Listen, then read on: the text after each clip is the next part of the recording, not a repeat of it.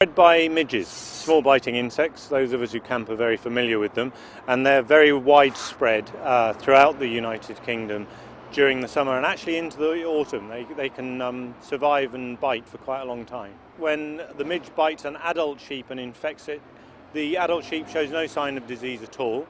Problems only occur if that sheep happens to be in the first part of pregnancy when it's bitten, and that then leads to a deformed, possibly dead lamb being born at lambing time, which is what we're seeing now during the winter. So we're in early lambing now.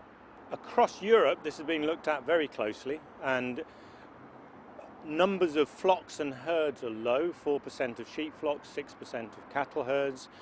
And of those affected, they're seeing losses of 2 to 5% of a lamb crop.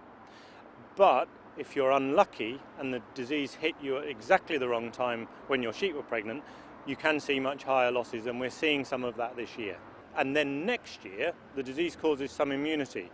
So what we would expect is herds and flocks to be immune and to see lower losses. And then we don't know what will happen next. There's a lot of research going on.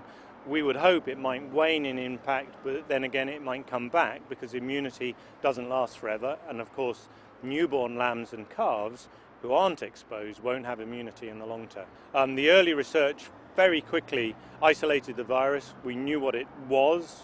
That allows the pharmaceutical companies to start to look at the practicalities of making vaccine. It is practical, and at least one, more than one, are now going through the process of proving efficacy. It does protect from disease, and safety. It doesn't cause any other problems, and that's happening now. So I hope that we will see the pharmaceutical industry producing vaccines soon. This virus was found at the end of 2011 in Germany and the Netherlands. It's called Schmallenberg because that was the area it was first found in, and it spread to us last year. We first saw signs last lambing season.